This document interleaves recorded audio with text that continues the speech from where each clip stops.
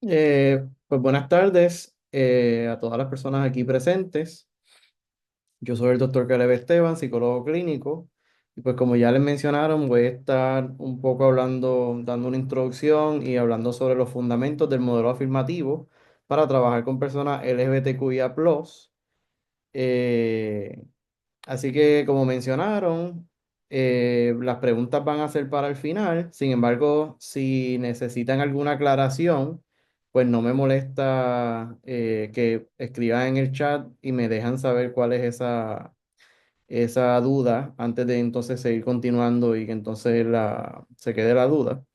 Así que no me molesta que mientras esté dando el taller, pues me hagan preguntas de aclaración. Ya si son preguntas un poco más largas, complicadas o anécdotas, pues ya entonces las dejamos para los 15 minutos, media hora que tenemos para dialogar, para que entonces no se nos vaya el tiempo de lo que es la conferencia.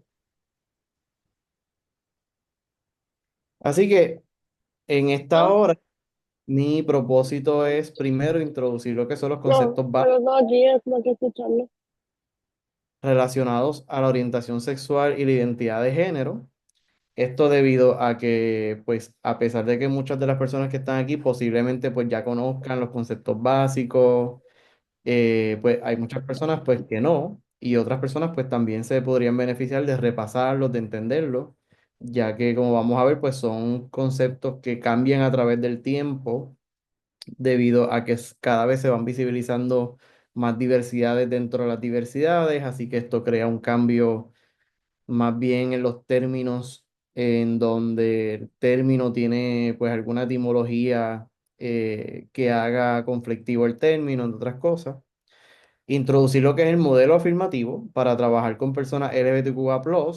El modelo también he escuchado que hay personas que le llaman terapia afirmativa, pero vamos a ver por qué no se le debe llamar terapia afirmativa y lo correcto sería hablar de modelo afirmativo. Y por último, brindar cuáles son los fundamentos de este modelo afirmativo para que entonces tengan una idea de qué se trata el modelo, de cómo se puede aplicar a otros modelos de terapia, eh, ya que pues, es un modelo bastante sencillo en teoría, pero ya la aplicación del modelo pues requiere de tiempo, requiere de supervisión, requiere de más esfuerzo, a pesar de que vamos a ver que se escucha bastante fácil. Así que, y hago la aclaración de que yo utilizo la letra E solamente para referirme a personas no binarias o un lenguaje neutral. Y utilizo la letra U a manera más inclusiva de incluir lo femenino, lo masculino y lo no binario. Así que comenzamos con lo que son los conceptos básicos. Hay que siempre comenzar diferenciando lo que es el sexo del género y la orientación sexual, que son tres términos de los cuales se resume básicamente lo que es la comunidad LGBTQ+ y sus estudios.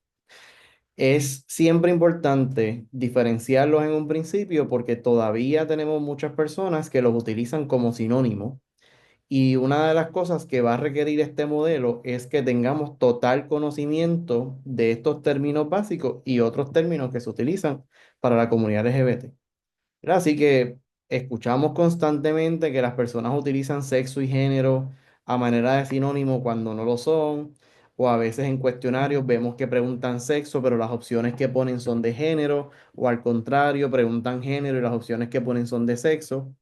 Así que siempre es bien importante el reconocer las diferencias entre una cosa y la otra y también reconocer la diferencia entre lo que es el género y la orientación sexual, que también muchas veces se utiliza como sinónimo y a veces le preguntamos, por ejemplo, ¿cuál es tu género a una persona? Cuando en realidad lo que le queremos preguntar es ¿cuál es tu orientación sexual?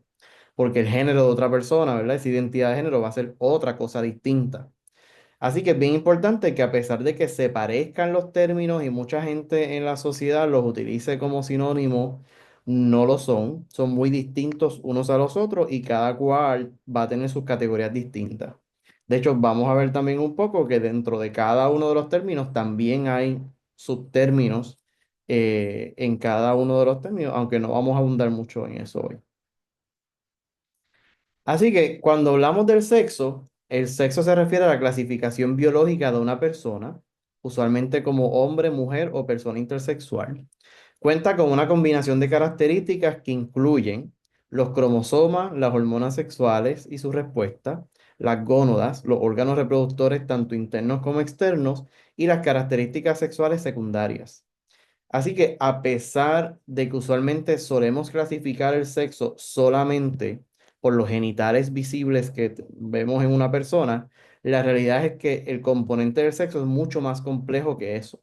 Incluye todos estos componentes que usualmente, de acuerdo al genital que vemos en una persona, asumimos que todos los demás componentes pues son congruentes a este genital.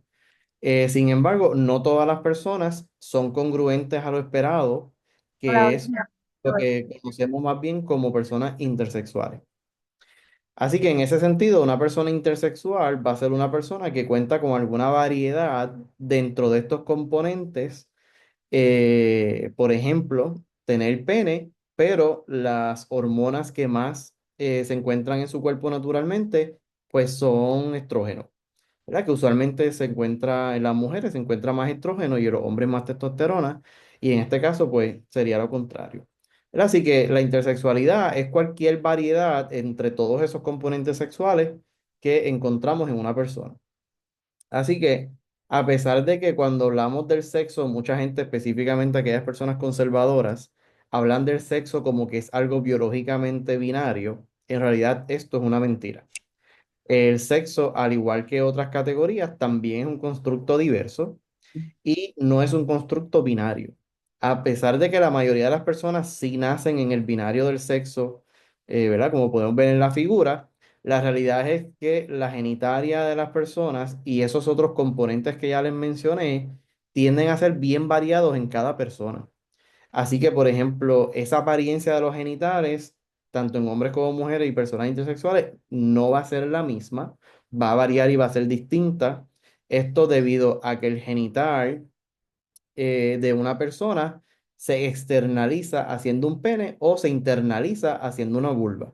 Así que en ese sentido, dentro de ese proceso de externalización e internalización, pueden surgir diferentes cosas que va a variar esa apariencia de los genitales.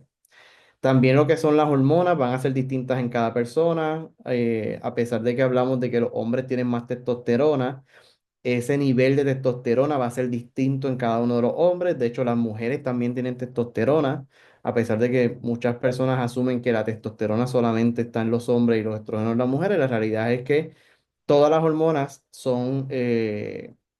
Están compuestas tanto en hombres como en mujeres y obviamente personas intersexuales.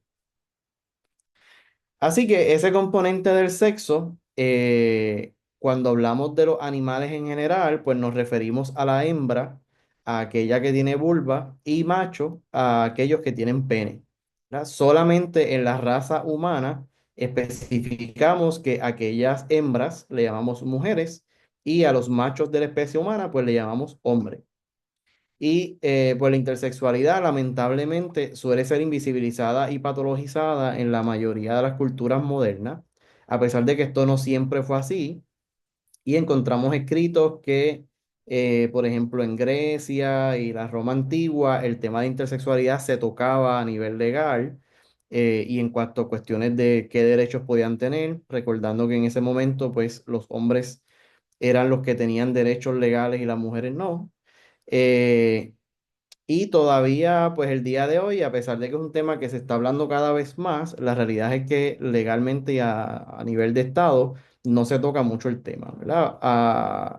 Aunque hay estados, por ejemplo, el estado de Nueva York, que ha reconocido la intersexualidad como un sexo que puede ser clasificado al nacer y por lo tanto reconoció también que un certificado de nacimiento y el pasaporte de una persona puede... denotar intersexualidad y no necesariamente que se clasifique a la persona como hombre y mujer. ¿Ya? Cuando hablamos del género, no tiene mucho que ver, bueno, sí va a estar ligado al sexo, porque la sociedad lo va a determinar de acuerdo al sexo que se le asignó al nacer a una persona. Pero el género va a ser construido social y culturalmente. Así que el género son aquellas actitudes, sentimientos y o conductas otorgadas por una cultura, o en otras palabras, los atributos psicológicos socioculturales que están asociados al sexo biológico de una persona, como lo que es la masculinidad y la feminidad. Y menciono como lo que podría ser masculinidad y feminidad, porque eso es lo que conocemos usualmente en culturas europeas y aquí en América, evidentemente por procesos de colonización, pero no todas las culturas y sociedades en el mundo reconocen solamente dos géneros, como el masculino y femenino. Y de hecho, alrededor del mundo también la masculinidad tiene sus variaciones y la feminidad también va a tener sus variaciones. Así que la masculinidad y la feminidad tampoco son constructos universales. Así que estos constructos son construidos por la cultura y por la sociedad, por lo tanto cambian a través del tiempo, por lo cambio también van a haber subculturas dentro de esta cultura que pueden variar esas características de los géneros. Así que mientras el sexo vendría siendo ese componente biológico, el género es ese componente social que crea cómo entonces, de acuerdo al sexo que se te asignó al nacer, debes comportarte, debes actuar, debes tener ciertas características, la ropa, los peinados, entre otras cosas.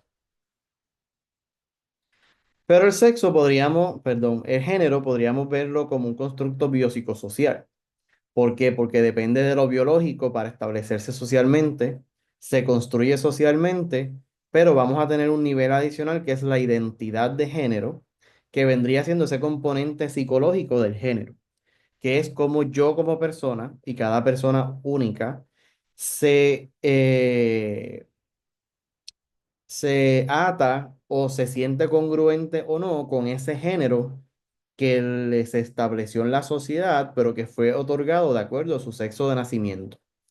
¿Verdad? Así que muchas mujeres se van a sentir cómodas con la feminidad que se les enseñó, pero muchas de ellas van a variar esa feminidad o la van a hacer propia o la van a hacer más diversa.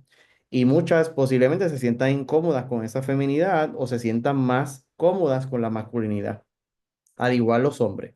¿Verdad? Puede que se sientan cómodos con la masculinidad como puede que no. ¿Verdad? Porque recuerden que no es algo inherente o innato el que yo sienta comodidad con el género, porque es algo socialmente construido y no necesariamente yo me voy a sentir en comodidad con eso. Así que ese constructo de identidad de género lo tiene todo el mundo tiene una identidad de género, y es como entonces yo me identifico con ese constructo social que me asignaron de acuerdo a mi sexo asignado al nacer. Así que cuando hablamos de identidades de género, al igual que hay, ¿verdad? Al igual que el sexo es diverso y variado, la identidad de género también va a ser muy diversa y variada. A pesar de que la sociedad nos obliga a que solamente nos identifiquemos como masculino y femenino, la realidad es que pues, hay muchas personas que no se sienten en comodidad con esos constructos y transitan de uno al otro, desde lo masculino a lo femenino o lo femenino a lo masculino, aquello que conocemos como lo trans o lo transgénero. Otras personas no se sienten necesariamente cómodas con que esa transición o ese cambio sea binariamente, ¿verdad? Binariamente me refiero de un lado a otro lado. Así que eso es lo que conocemos como las personas de género no binario, que son aquellas que sí buscan su congruencia dentro que se ha establecido dentro del género, pero no necesariamente yendo al lado contrario, sino que puede ser cualquier lugar en el centro, ya sea mezclando un poco lo femenino con lo masculino, o lo masculino con lo femenino, o mezclando igualmente lo masculino y lo femenino, o como es un espectro también alejándose un poco de lo masculino y pero acercándose de lo femenino, entre otras de las muchas identidades que vamos a ver dentro de lo no binario, como tenemos las personas género queer, las personas género variante, entre otras, ¿verdad? Porque género no binario vendría siendo como una sombrilla que acapara diferentes identidades que son no binarias dentro del género.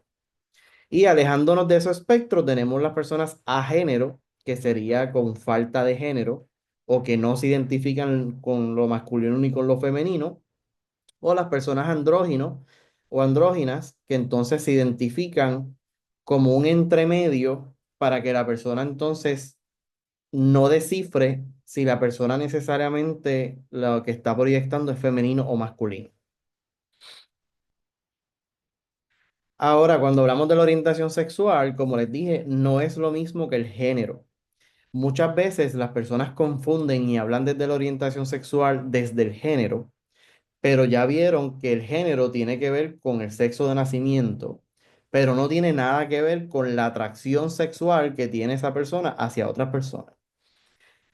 Yo pienso, y en mi teoría, que la razón por la cual las personas confunden género con orientación sexual es porque es desde las teorías de género que se empieza a hablar de las diferentes orientaciones sexuales y de esas diferentes atracciones hacia otras personas.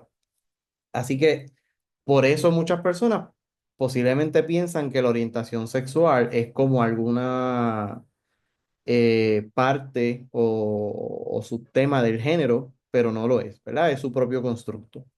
Así que cuando hablamos de orientación sexual, nos referimos al sexo o género, o los sexos o los géneros, del cual una persona se siente atraída, y esto puede ser física, romántica, emocional o espiritualmente.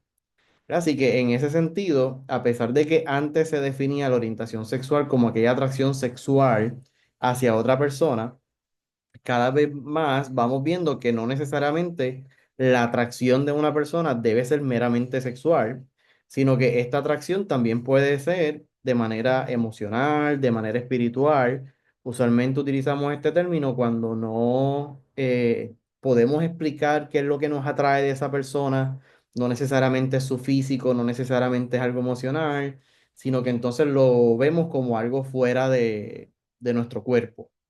¿Verdad? Así que, eh, y a pesar de que antes la orientación sexual también se definía como esa atracción hacia otro sexo, podemos ir viendo entonces que también se le añade género, ya que pues sí, muchas personas lo que le atrae de otras personas es su sexo, ¿verdad? Si es hombre o es mujer o una persona intersexual, pero otras personas se sienten más atraídas hacia lo que la persona expresa, por ejemplo, hacia personas femeninas, hacia personas masculinas, hacia personas no binarias, hacia personas trans, ¿verdad? Así que esa atracción que tenemos hacia otras personas pueden ser tanto al sexo de una persona como puede ser hacia el género. Y aunque yo pienso que deberíamos dividir esto como dos tipos de atracciones distintas, pues todavía se utiliza pues, un solo término, orientación sexual, para referirnos a estas atracciones. Así que la orientación sexual, al igual que la identidad de género, pues un espectro donde entonces en el binario tenemos personas heterosexuales, que son personas que se sienten atraídas hacia otro sexo, hacia otro género. Tenemos las personas homosexuales, que son aquellas que se sienten atraídas hacia su mismo género o hacia su mismo sexo. Y tenemos en el medio a la sombrilla de la bisexualidad, que vendría entonces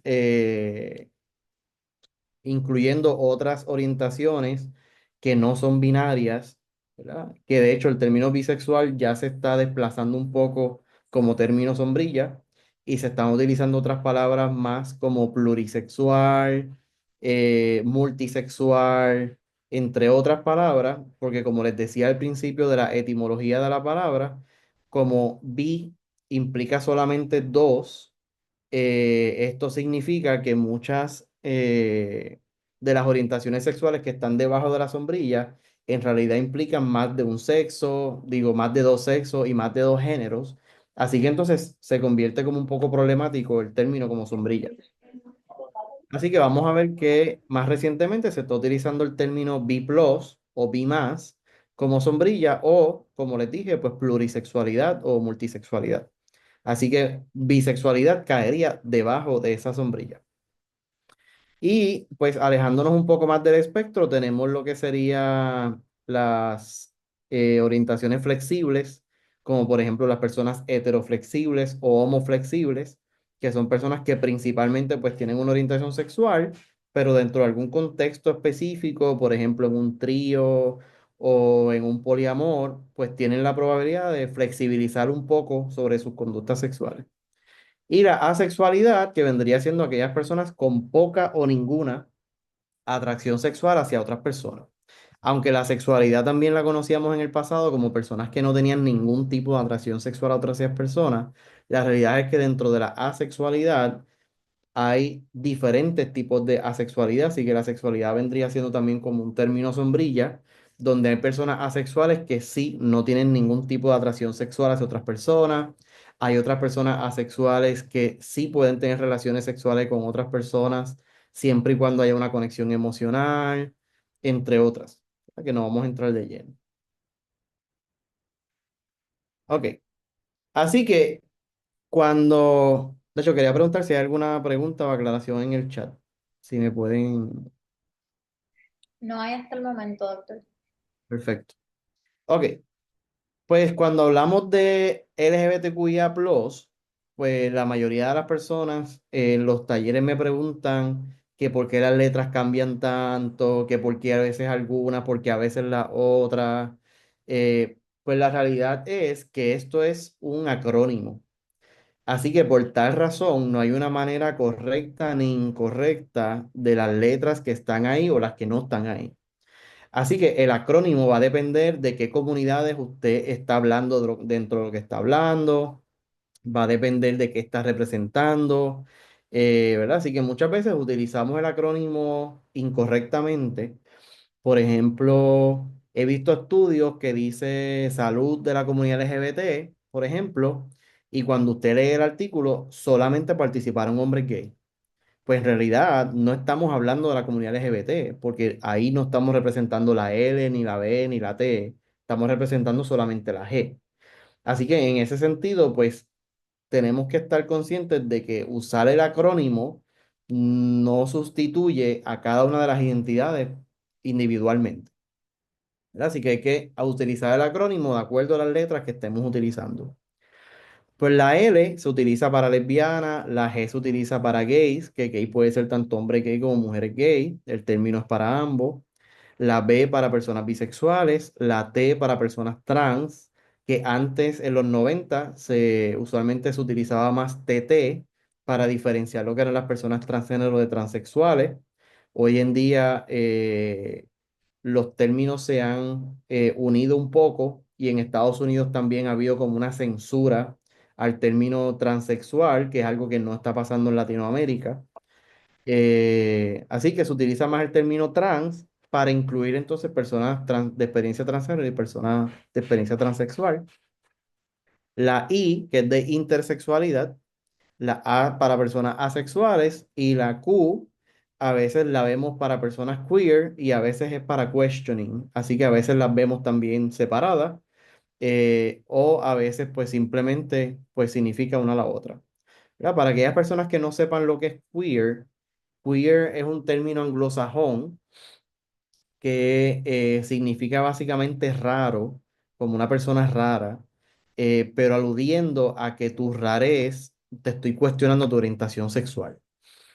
Así que el término, a pesar de que era peyorativo por mucho tiempo, la comunidad lo retoma y empieza a utilizarlo de una manera positiva y afirmativa, porque ¿verdad? Si tú te apropias de una palabra y la haces positiva y la haces una palabra de orgullo, pues cuando te la dicen tratando de insultarte o tratando de hacerte sentir mal, pues no provocan eso, ¿verdad? Provocan todo lo contrario.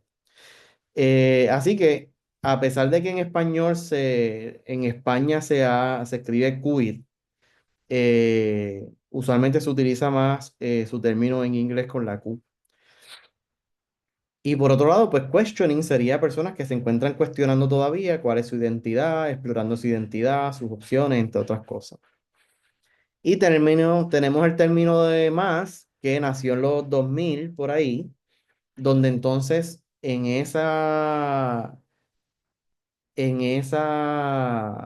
en esas discusiones de qué letras tenían que estar en el aglomerado y qué letras no, entre otras, pues la manera en que se calmó un poco el que sí se sabía que habían otras letras que podían estar ahí, pero que entonces no se quería hacer un aglomerado tan largo, porque el punto del acrónimo es hacer algo corto.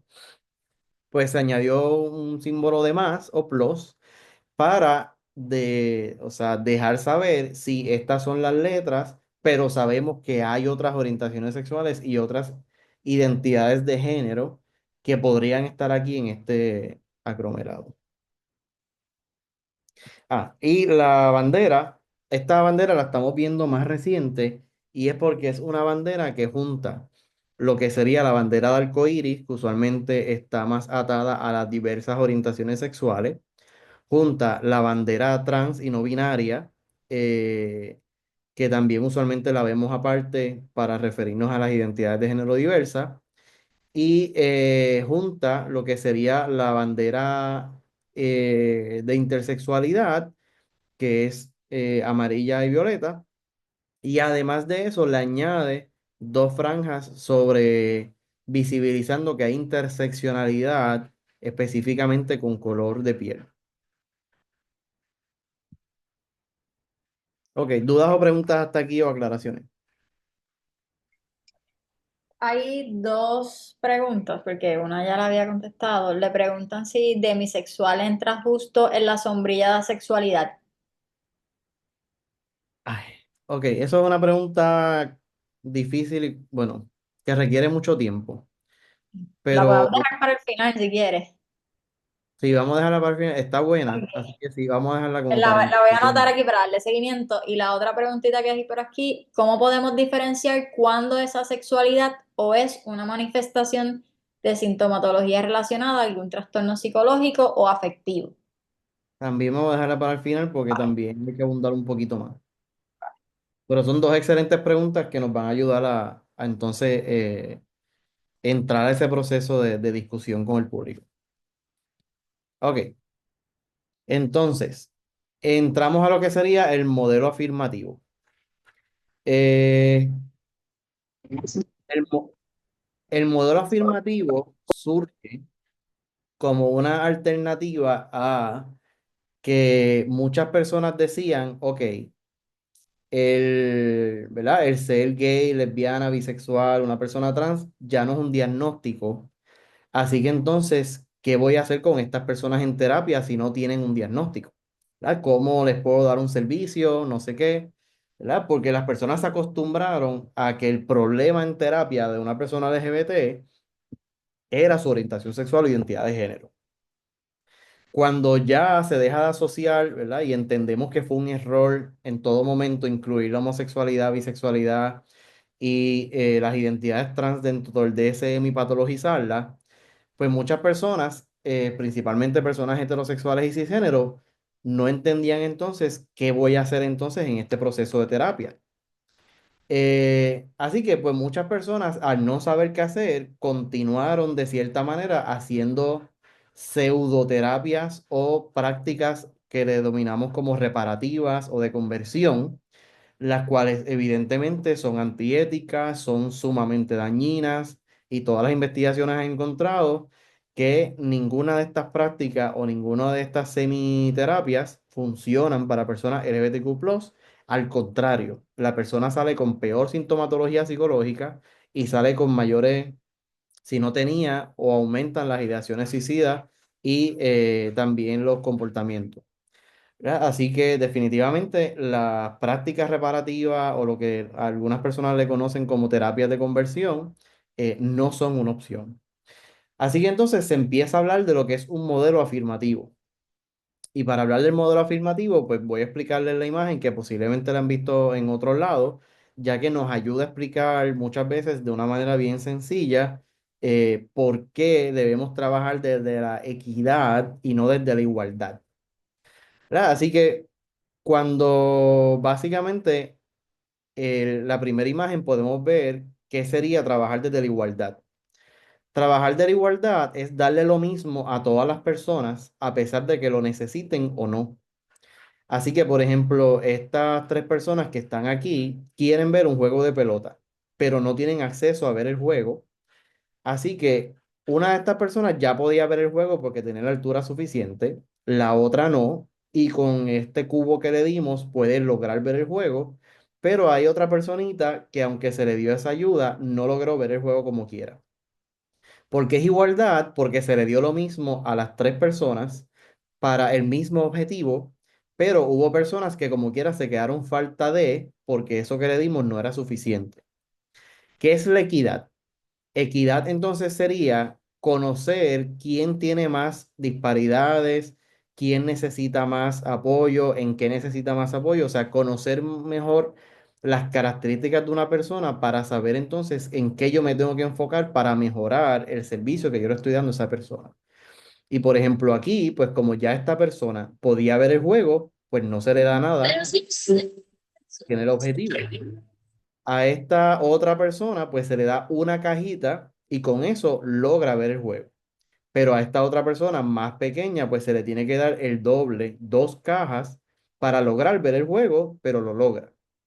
Eso sería equidad, ¿verdad? No darle algo a una persona que no lo necesita, darle algo a una persona que lo necesita y a lo mejor darle un poco más a otra persona que lo necesita de manera, de mayor manera. ¿Cuál es la realidad? Lamentablemente es que la persona que no lo necesita le damos un montón más, la persona que lo necesita le damos algo de eso y las personas que más lo necesitan a veces hasta le quitamos lo que podría tener para por lo menos lograr tener lo mismo que los demás, ¿verdad? Y la meta final pues debería ser la liberación, que sería eliminar lo que sería la barrera que nos impide mirar el juego, pero básicamente en lo que logramos la liberación, que sería como el ideal de todas las barreras que viven las minorías sexuales, pues trabajamos desde la equidad.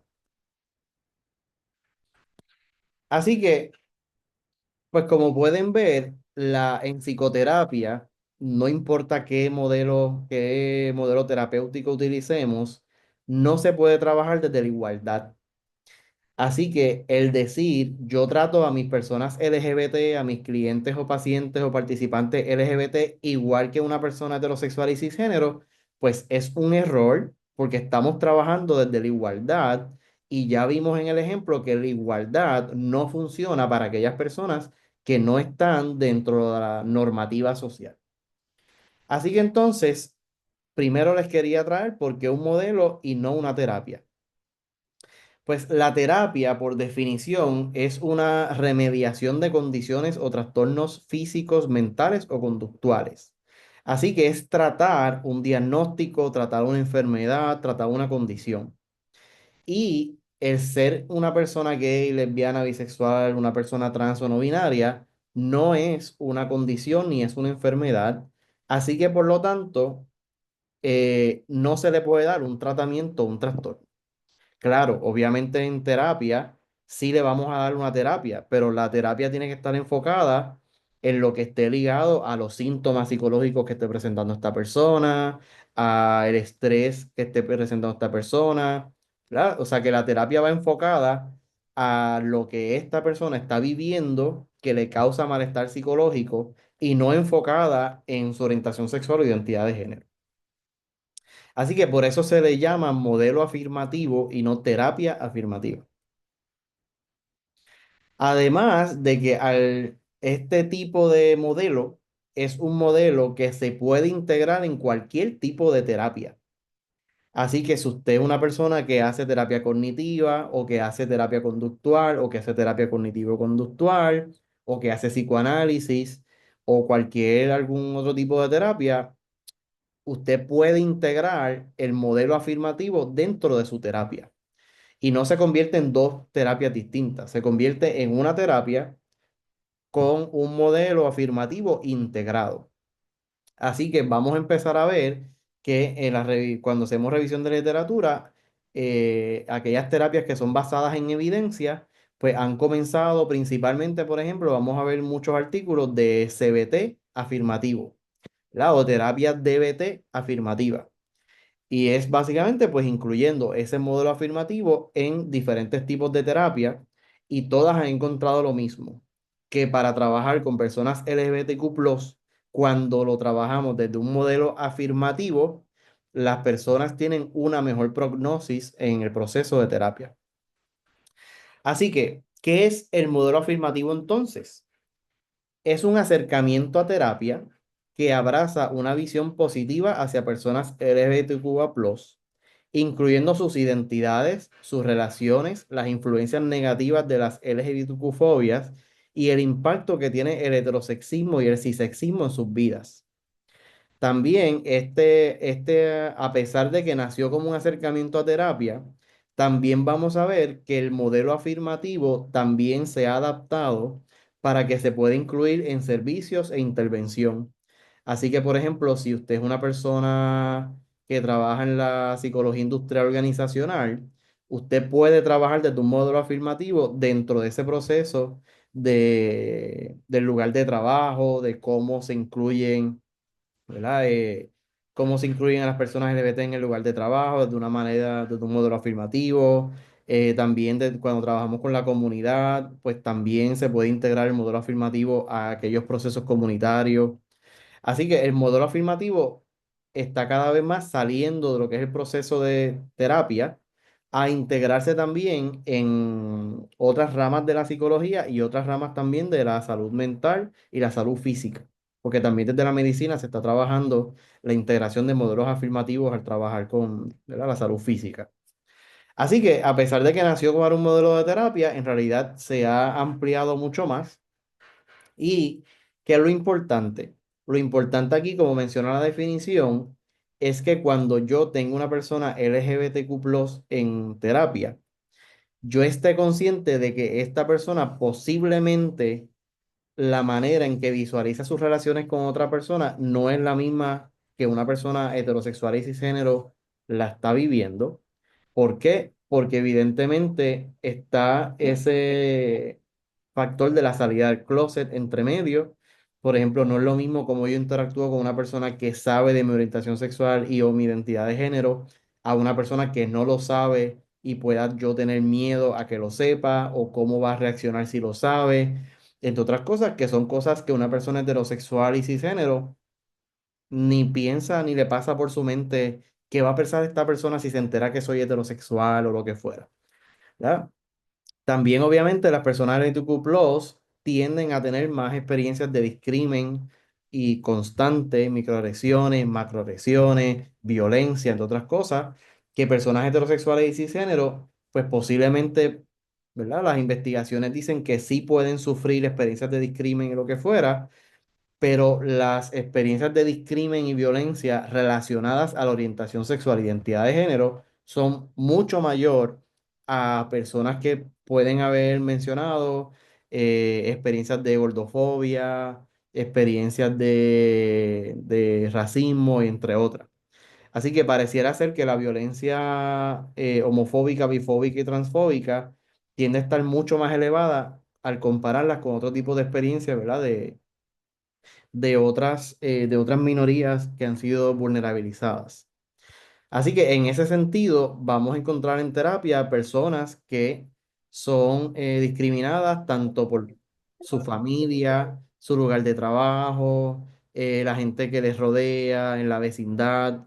Así que todas esas cosas hay que evaluarlas, porque si trabajamos en terapia una persona LGBTQ+ que está pasando por todo esto, ni siquiera lo exploramos y simplemente asumimos que la tristeza, la depresión, la ansiedad y el estrés se debe pues debe ser porque es estudiante doctoral y eso es normal. Pues no, estamos perdiendo un montón de información porque posiblemente eso se está exacerbando por todo lo que está viviendo debido a su orientación sexual o identidad de género, ya, ya sea divulgada o no divulgada.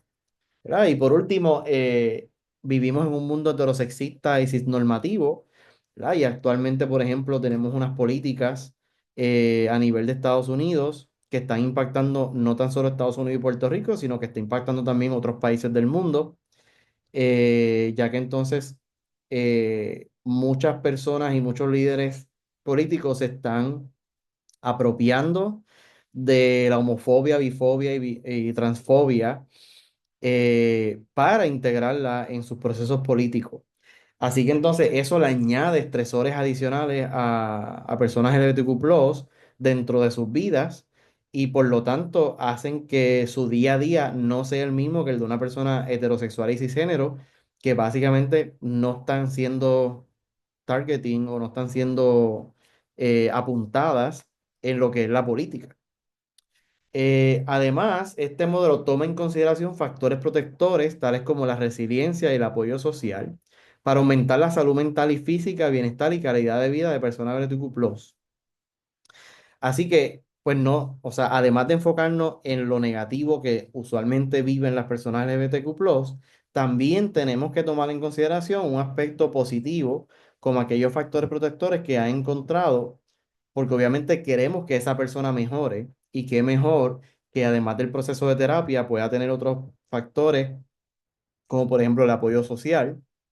¿Verdad? Si a lo mejor la familia no la acepta, sí podemos psicoeducarle o podemos buscarle algún lugar donde la persona conozca a otras personas de la comunidad que entonces le apoyen realmente como es, que le entiendan, que pues puedan sustituir hasta su familia, ¿verdad? Las personas LGBTQ+, usualmente tenemos lo que se llama familia escogida, que son aquellas personas que usualmente son de la comunidad y que nos aceptan tal y cual somos y por lo tanto nos dan ese apoyo que usualmente las personas reciben de su propia familia.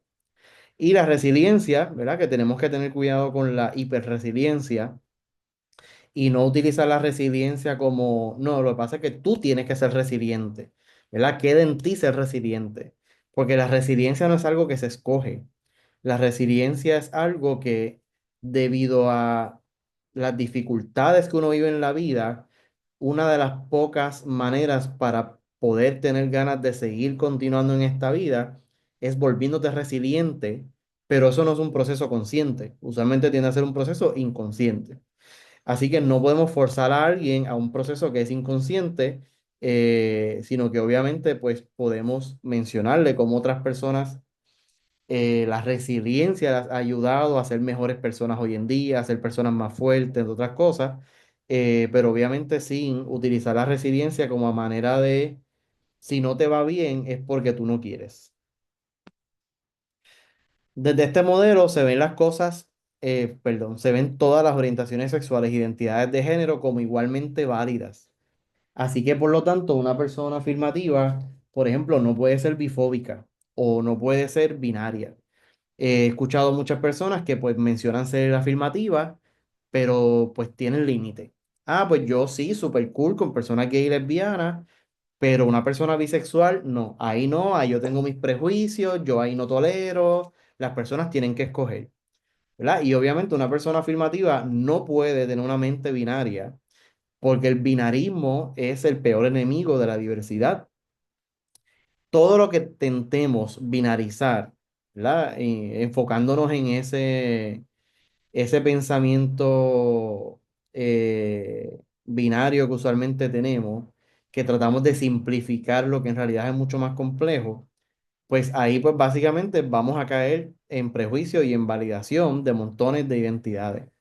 Así que es bien importante que una persona afirmativa desde este modelo ¿verdad?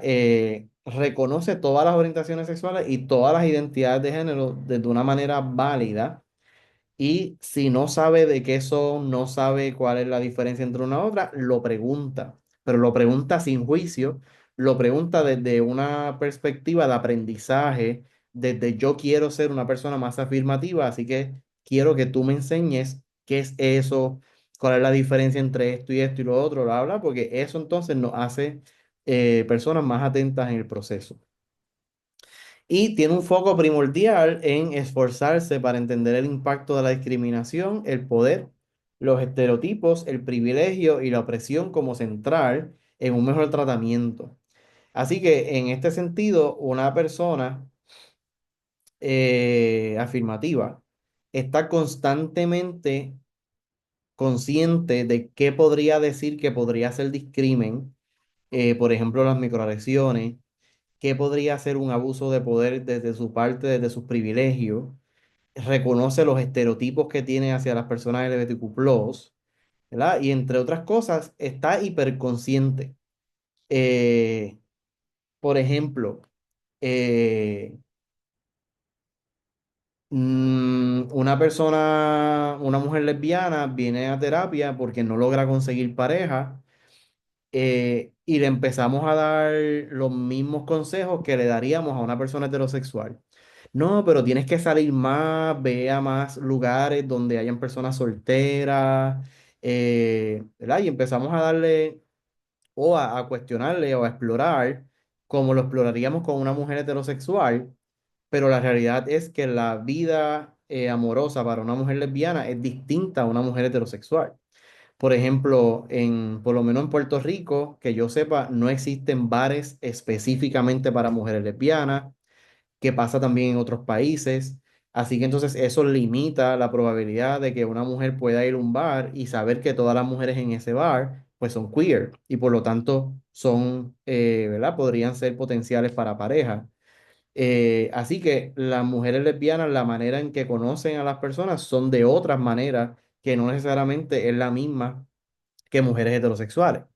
Así que en ese sentido, si empezamos a hacer eso, primero que es un acto heterosexista, porque estamos pensando desde nuestra heterosexualidad, partiendo sobre la orientación sexual de la otra persona, y por lo tanto no estamos reconociendo nuestro privilegio. Así que esto es algo bien importante que debe estar ahí ¿verdad? Cuando trabajamos desde un modelo afirmativo. Es crucial estar constantemente conscientes de nuestras propias actitudes, creencias, privilegios y posibles prejuicios, los cuales pueden afectar negativamente a la persona y el proceso terapéutico. Así que siempre es bien importante estar pendientes a el feedback que nos da la persona.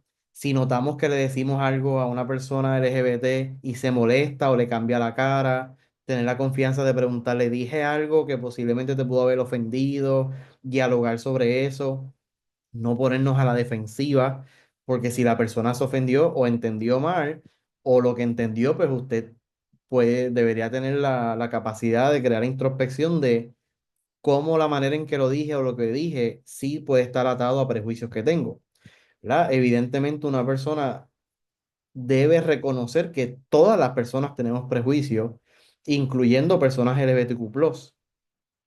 Eh, de hecho, uno de los errores más comunes que podemos cometer es que necesitamos una persona que trabaje de un modelo afirmativo en un lugar de terapia y contratamos una persona de la comunidad LGBT porque asumimos que por ser una persona LGBT ya va a trabajar desde un modelo afirmativo.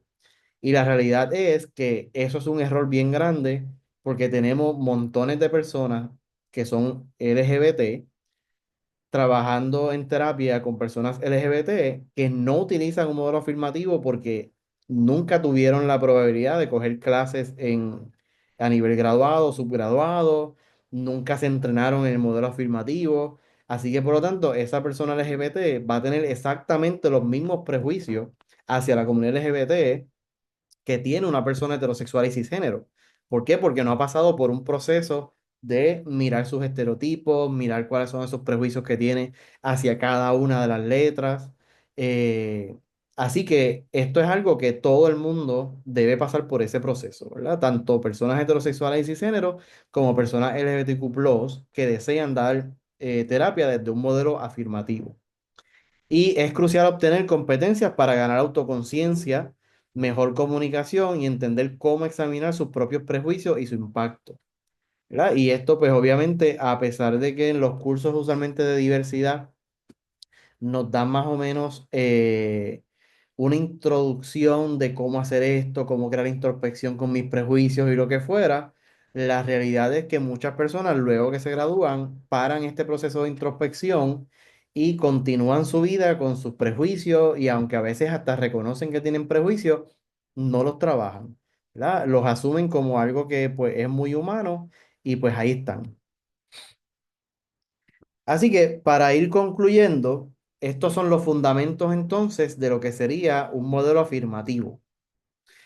Básicamente una persona afirmativa, como ya les dije, reflexiona sobre sus prejuicios inconscientes constantemente.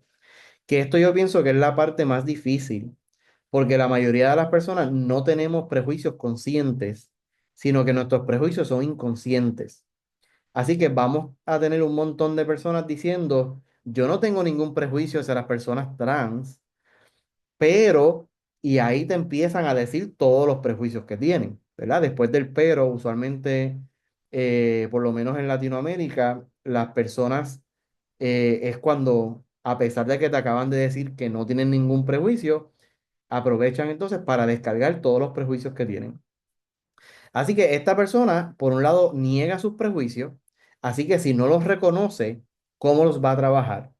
¿Verdad? Y si no los trabaja, evidentemente los va a transmitir a las personas las cuales está atendiendo. Segundo, acepta y aprende de la retroalimentación.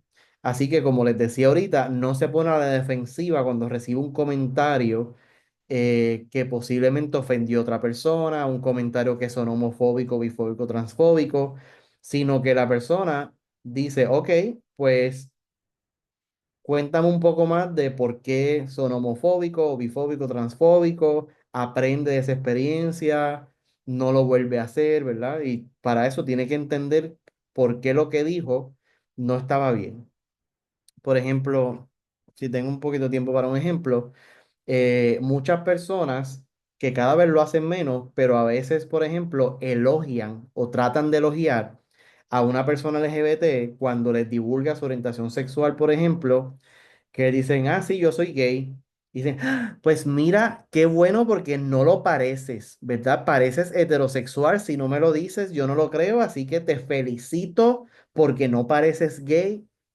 O sea, eso no es un elogio.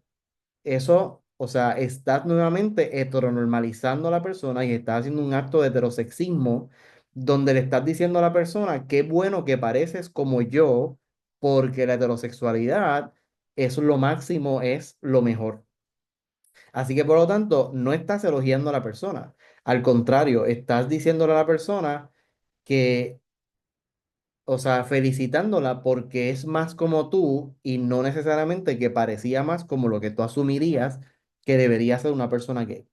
¿Verdad? Así que estos actos que mucha gente hace con toda la intención y con toda la buena intención del mundo, en realidad se convierten en actos de heterosexismo y por lo tanto discriminación.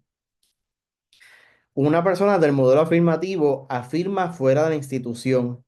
Así que por lo tanto, no es solamente ser una persona afirmativa dentro de mi proceso de trabajo, sino es que yo también cuando salgo de mi lugar de trabajo, también continúo siendo afirmativa con la comunidad LGBT, tratando con respeto a la comunidad LGBT, utilizando las palabras apropiadas, entre otras cosas, y no, ¿verdad? Por ejemplo, no soy afirmativo dentro del proceso de trabajo y luego cuando llego a mi casa empiezo a compartir un montón de memes transfóbicos en Facebook, ¿verdad? Pues eso no sería una persona afirmativa, porque entonces estarías cambiando quién tú eres en el proceso de terapia, pero entonces luego desafirmando a la comunidad fuera de.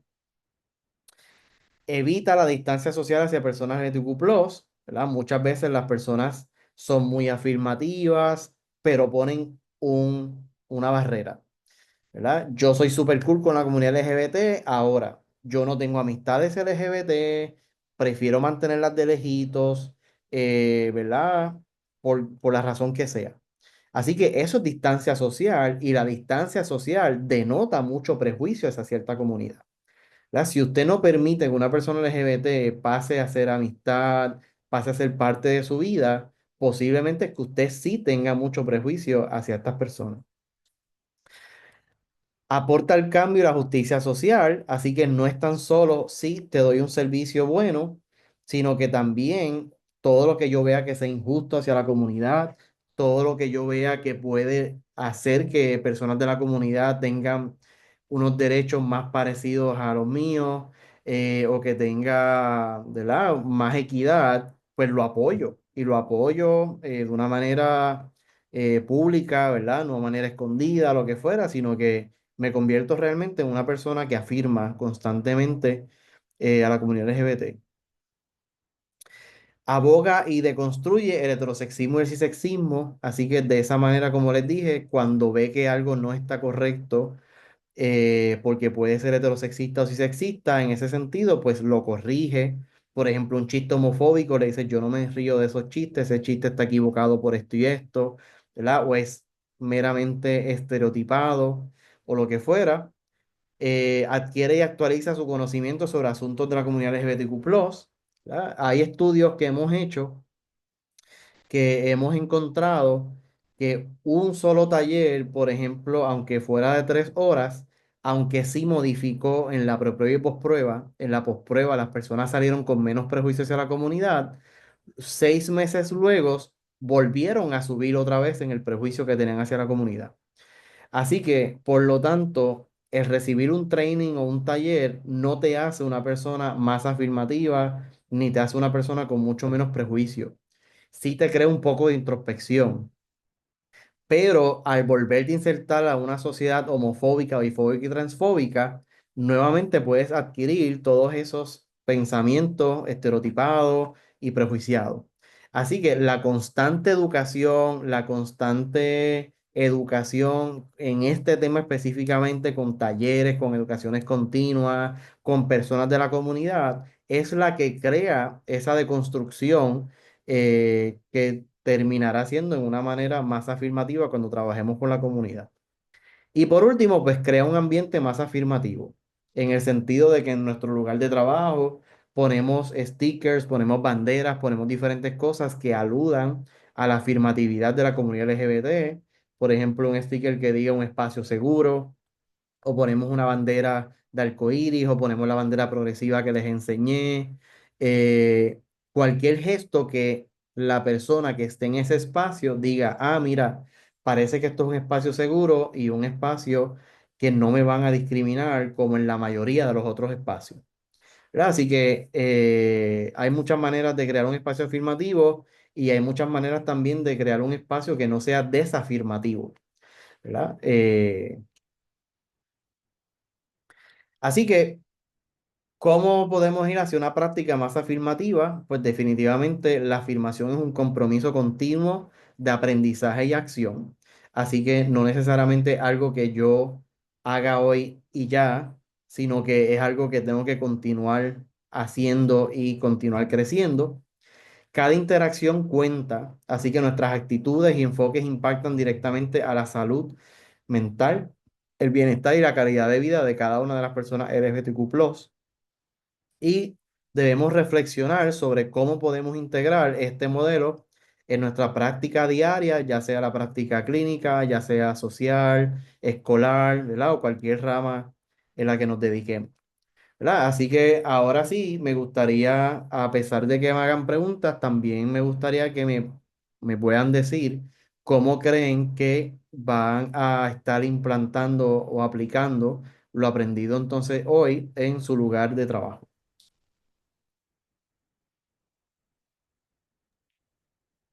Así que podemos comenzar con las preguntas que Están aquí teníamos. en el chat, gracias, doctor. Aranza preguntaba, demisexuales, bueno, no sé si fue una pregunta o fue un comentario, ¿demisexuales entra justo en la sombría de la sexualidad? Sí, pues mira, eso es algo que se está debatiendo ahora. Demisexual se consideraba como una orientación sexual. Demisexual son aquellas personas que sienten atracción a otras personas siempre y cuando haya una conexión emocional con otra persona. Pero ¿qué pasa? Una persona demisexual no necesariamente, o sea, una persona demisexual también puede ser heterosexual o también puede ser gay, puede ser lesbiana, puede ser bisexual. Así que en realidad la demisexualidad no necesariamente es una identidad de género, perdón, no necesariamente es una orientación sexual, porque no necesariamente te dice hacia qué sexo o género es que esa persona siente atracción. Así que el término demisexual se ha movido más a ese espectro de la asexualidad que no les hablé hoy, pero cuando hablamos de asexualidad, que es un término sombrilla, la asexualidad también se puede explicar desde un espectro, donde en un lado tenemos las personas asexuales, o sea que no hay nada de sexualidad. En otro lado están las personas alosexuales, que son las personas sexuales que pueden tener sexualidad con otras personas sin que haya un vínculo emocional, sin que haya una conexión con la otra persona.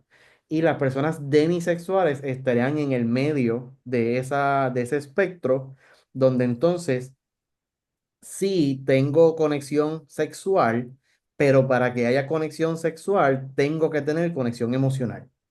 Así que entonces básicamente vendría siendo, sí, tiene que ver con la orientación sexual, pero vendría siendo como otro espectro aparte que explica ese espectro desde la asexualidad hacia la alosexualidad, que es aquella capacidad sexual total que no está vinculada a ninguna emoción ni ninguna conexión. Así que no sé si me expliqué o lo compliqué más. Creo que lo explicó bien porque está agradeciendo por la explicación. Ok. La otra pregunta que tiene por aquí, doctor, era la de cómo podemos diferenciar cuando esa sexualidad o es una manifestación de sintomatología relacionada a algún trastorno psicológico afectivo. Sí, usualmente con el trastorno que se compara más es con el trastorno de sexualidad hipoactiva. Pero ¿qué pasa? El trastorno de sexualidad hipoactiva es un trastorno donde la persona pasó algún acontecimiento, ya sea un maltrato sexual, ya sea una violación sexual, o cualquier otro evento sexual o cualquier otro evento no sexual, que la persona desde ese evento disminuyó su deseo sexual o se desapareció por completo. Y por lo tanto, esto le empieza a causar a la persona malestar psicológico, ya ustedes conocen los criterios del DSM, que usualmente hay un malestar psicológico. Así que la persona usualmente cuando busca ayuda, puede decir o descubre en terapia desde cuándo esta persona siente menos sexualidad, pero va a terapia porque quiere otra vez volver a ser una persona sexual como lo que era antes y reconoce que esa poca sexualidad que tiene desde ese momento, pues no le ha ido bien, ¿verdad? Le ha causado malestar psicológico. Por otro lado, la sexualidad no está para nada ligada a eso. La sexualidad son personas que toda la vida se han sentido así, con nada de atracción sexual hacia otras personas o poca, y estas personas no van a terapia porque quieren ser más sexuales. Estas personas usualmente están muy conformes con la manera en que son, en la manera en que se identifican y la manera en que viven su poca o ninguna sexualidad hacia otras personas. Así que por lo tanto no va a haber un malestar psicológico debido a la asexualidad. Así que por eso la sexualidad es una identidad, porque las personas se sienten bien y conformes con ser así, versus el trastorno hipoactivo, hay un malestar emocional y pasó algo que causó eso, ¿verdad? La sexualidad no es causada por algo. Si una persona les dice, es que a mí me violaron y desde ese momento yo soy asexual, posiblemente no necesariamente es que la persona es asexual, ¿verdad? Posiblemente la persona está utilizando la sexualidad para justificar el trauma que tiene por lo que pasó. ¿Verdad? Así que hay que diferenciar entre lo que es una identidad de que la persona siempre ha sido así y la persona se descubre así y se siente cómoda así, a que hubo un evento y desde ese evento algo cambió en mí. O sea que la persona sí era sexual, pero algo le cambió. Gracias, pienso que lo explicó muy bien con poder diferenciarlo entre que pasó un evento quizás traumático estresante versus una persona que desde, ¿verdad?, temprana edad en su desarrollo siempre ha mostrado, ¿verdad?, más orientación hacia la sexualidad. Por acá tiene, doctor, recomendaciones para intervenir con adolescentes que están en su proceso de definición o de... Identificación. Ujú, exacto. Sí, bueno, o sea, hay una recomendación, ¿verdad? Ok, primero, solamente hablarlo en terapia cuando es algo que el adolescente trae que le quiere trabajar. Porque muchas veces he notado que muchos terapeutas, cuando el adolescente le dice que está explorando, que es bi, que es pan, no sé qué, eh, la persona en terapia convierte eso como algo que debe trabajar en terapia y no necesariamente del adolescente tiene dificultades porque simplemente se encuentra explorando y es algo que no necesariamente le causa algún tipo de estrés o lo que fuera. Pero en el caso de que el adolescente sí lo traiga, como que me gustaría que usted me ayude a explorar, bla, bla, bla, pues mayormente lo que se hace es psicoeducación, dejarle saber cuáles son las orientaciones sexuales más usuales, cuáles son las identidades de género más usuales, diferenciar unas de las otras, darle información de glosarios, entre otras cosas que pueda entonces conocer sobre las identidades y empezar a ver cuál entonces cree que encaja más, dejarle saber que las identidades no necesariamente son fijas, así que hoy yo me sienta que la bisexualidad pues me defina más, no necesariamente significa que a lo mejor luego diga, espérate, pero yo creo que yo soy pansexual porque no necesariamente me limito a dos géneros o dos sexos, ¿verdad? Así que dejarles explorar, afirmarles que explorar está bien, que la mayoría de las investigaciones encuentran que casi el 70% de adolescentes exploran con ambos géneros y ambos sexos, perdón, con diferentes sexos y diferentes géneros en su adolescencia. Eh, y pues si queremos utilizar más medidas, tenemos la, tenemos el Klein Grid Sexual Exploration, creo que se llama, que Klein creó una tablita mezclando la teoría de Kinsey con su teoría de diversos aspectos de la orientación sexual. Y esa tablita nos ayuda de manera cualitativa a explorar diferentes dimensiones de la orientación sexual y hacia dónde la persona se ubica más, y más hacia hombres, más hacia mujeres, algo en el medio, ninguno, entre otras cosas. También yo creé una escala más o menos parecida, pero para explorar la identidad de género.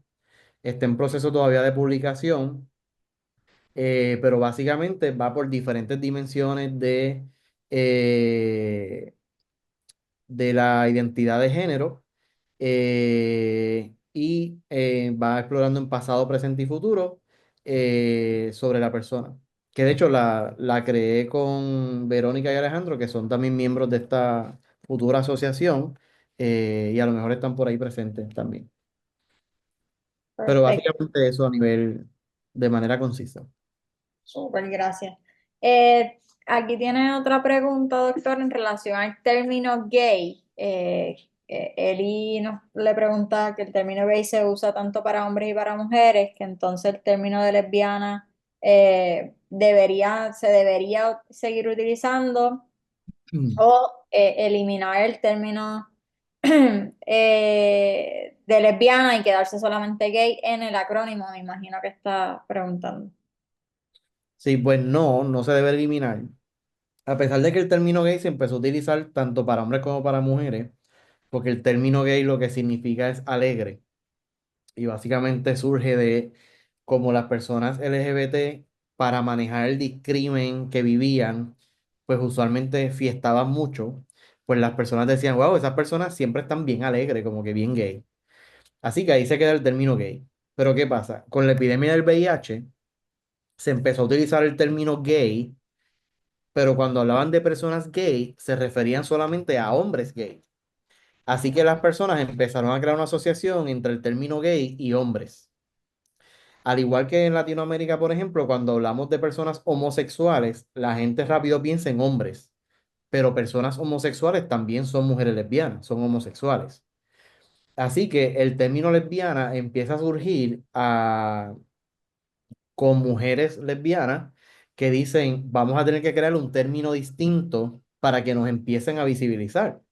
Porque en los estudios científicos entonces no se incluían mujeres lesbianas, cuando se hablaba de comunidades queer no se incluía mujeres lesbianas, así que se empiezan a invisibilizar a las mujeres lesbianas y por lo tanto se crea un término adicional para que sea evidente de que las mujeres gay también son parte de la comunidad y hay que investigar su salud, hay que hablar de ellas, hay que visibilizarlas.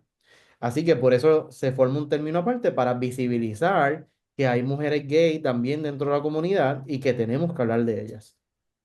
Ok, perfecto. Antes de continuar con las preguntas o comentarios, queremos recordarle que la evaluación para la actividad ya está, ¿verdad? El enlace ya estará en el chat, al igual que el formulario para, ¿verdad?, solicitar el certificado de participación para aquellas personas que así lo deseen. Además de agradecimientos, doctor, para acá tiene otras preguntitas. Básicamente, si recomienda usted que niños o adolescentes tomen hormonas o que se sometan a cirugías de reasignación. Ok, bueno, lo primero es que a menores de edad, por lo menos en Puerto Rico y Estados Unidos, no se les hace ninguna cirugía de reasignación, porque estas cirugías son bien complicadas, son bien fuertes para el cuerpo, así que usualmente la persona tiene que ser adulta, usualmente mayor de 21 años, para llevar a cabo este proceso. Eh, lo otro es, las terapias hormonales también son en mayores de edad, a veces con el permiso de papá y mamá o personas cuidadoras que tengan la patria potestad, se puede comenzar a los 18, 16 años, pero a los menores de edad o niños y niñas no se les da hormonas. Lo que se les da son bloqueadores, ¿verdad? Y los bloqueadores simplemente detienen la pubertad y se ha demostrado que los bloqueadores no tienen ningún efecto negativo hasta el momento en menores de edad. Eh, y son reversibles, ¿verdad? Así que si este menor de edad se arrepintiera o piensa que es mejor otra identidad o lo que fuera, deja de tomarlos y simplemente su cuerpo retoma naturalmente su hormona y empieza la adolescencia que se supone, ¿verdad? Que estaba ahí atada. Si ya a los 16 18 años, luego de años de terapia, esta persona menor de edad continúa con la misma identidad de género y decide continuar con un tratamiento hormonal, también es un proceso que se va poco a poco, porque obviamente no, al cuerpo no se le puede dar un montón de hormonas de cantazo, porque obviamente se desregula la persona. Así que esto es un proceso bien regulado donde poco a poco se le va dando las hormonas del género con el que se identifica y se va monitoreando cómo estas hormonas van en el cuerpo. Así que sí estoy de acuerdo, científicamente se ha demostrado que no causa daño, al contrario, que disminuye lo que son las ideaciones suicidas, disminuye la depresión, ansiedad y estrés que viven muchas personas trans y no binarias en cuanto a su proceso. Así que no sé si en resumen eso sirva como Sí, respuesta. sí, sí, se entendió. Por acá tengo otra pregunta, doctor, que la voy a leer como me la escribieron.